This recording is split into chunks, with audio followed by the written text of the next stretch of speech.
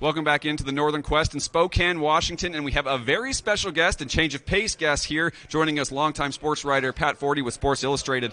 First of all, welcome to Spokane, Pat, and you're just at SEC Media Days. Now you're here at the Big Sky. We're so happy to have you here. Your thoughts on this event and just what it's like coming out here for the first time and experiencing these teams and coaches? Yeah, it's great. I've had a lot of fun and, gotten to meet a lot of new people and new faces, and this is just a different slice of college football that don't get to see a whole lot. And, it feels a little bit maybe more like real college football than some of the other modern iterations of it elsewhere. I was at SEC, and I'm going to Big Ten from here, and those are much more kind of corporate events. And it feels, kind of family-like, but also like actual college. You just said this is a different sort of iteration of college football. What makes the FCS football so special? I think there is similar fan passion, especially with some of the schools in this league, but then also you've got guys that are not looking necessarily at their football careers as them being commodities to be bought and sold to a degree. I mean, certainly, look, I'm all for players getting money. I think they deserve it, but it's not – you don't get the feeling that's the sole focus at the FCS level, that there is more of a, I want to go to college. I want to get a degree. I want to get better.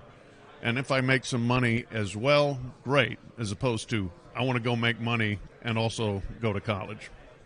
You got a chance to speak to the coaches and the players yesterday here at the Kickoff. What was some of your messages to them as you got to maybe talk about your career but then speak to them about a number of topics? Yeah, I just thought that they for the players especially, this is an opportunity. This is like a launching pad for your life, in college. And it kind of has been probably for you guys, it was for me.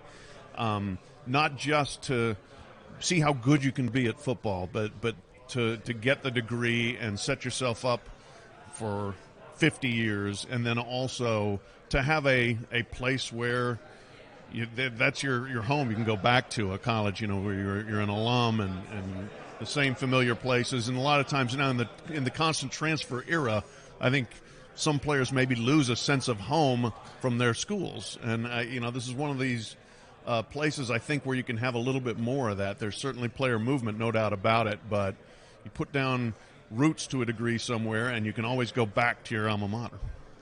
Pat, FCS teams typically gain the most attention when they upset an FBS team. When you think about some of those major upsets over the year, we had one last year, Montana State over New Mexico. What are some of the ones from history that stand out to you? Yeah, obviously, I think the one everybody goes back to is Appalachian State beating Michigan. And I remember that was the first game in 2007, and I was covering a different game. I was somewhere in the SEC, and I was working for ESPN at the time, and my boss called me. He's like, whatever you're doing, stop and write about Appalachian State beating Michigan. So that one certainly jumps out to me. You've got obviously some great programs here within the Big Sky. You got some great programs, North Dakota State, South Dakota, et cetera, in the Valley, and you've got some excellent ones along the eastern seaboard as well. And you always kind of like to see those things happen. It's fun. We love unpredictability. We love a good upset. And you feel good for those schools that don't have all the advantages to occasionally rise up and get a big victory like that. No doubt about it. Well, Pat, thanks again for joining us here. Good luck at Big Ten Media Day as well, but it was a pleasure having you here on the show. Thank you. Enjoyed it. Thanks very much. Absolutely. We're going to send it over to Scott Breen, who caught up with one of our Script Sports analysts in Ty Gregorak.